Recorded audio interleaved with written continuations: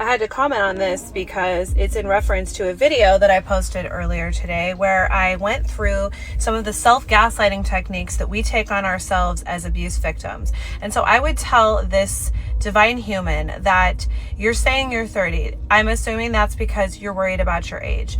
Can I say something really quick that really has nothing to do with abusive relationships, but it does coincide with us staying in abusive relationships because of lies that we tell ourselves. And ageism, or thinking that you're past a certain expiration date or that you're somehow less desirable because of your age, is something that keeps people in abusive relationships. And I will tell you right now, it is a lie. And it is a lie not just because it's unimportant and shallow, saying that somebody has no more worth because of a certain age, but because it is in fact a lie. I'm in my 40s, I am single, I am starting over, and I can tell you right now that if we're talking about male desirability, my age does not matter. In fact, in many cases, it is a reason that I get more attention. Men of all age ranges want a woman in their 40s.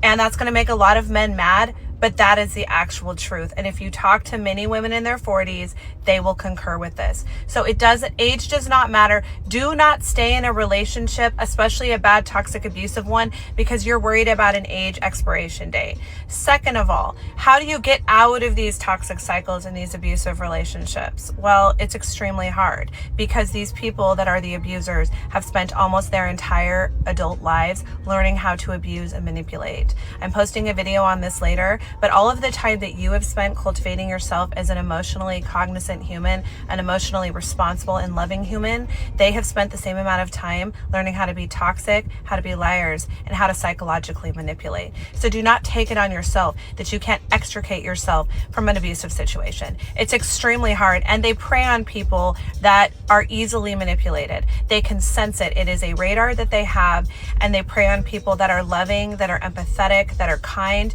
And because we don't see that type of behavior, we don't recognize it because we ourselves do not propagate that type of abusive behavior on humanity. So do not take it on yourself and beat yourself up further. You already have the abuser doing that for you.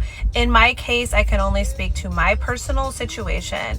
The way that I finally left that situation and could extricate myself from that abuse was I dated him until I hated him. And I do not recommend this. I think that it does so much psychological damage. I am still recovering from the psychological damage that being in that relationship did to me 4 months post breakup. So I do not recommend this, but sometimes it is the only way. I dated him until I absolutely could not stand to be in that relationship anymore. Every single cell in my body was screaming to me to get out of it, and I finally had the strength and the courage to get out of it. In fact, the first 2 months post breakup, I was on a high. I was euphoric because I no longer had to deal with it. My nervous system was recovering from the consistent inconsistency, hot and cold behavior, mind games, and abuse.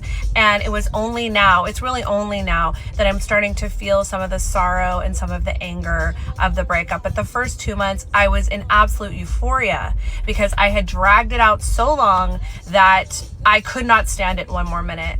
And so that's the only advice that I can give to people that are in toxic, abusive relationships.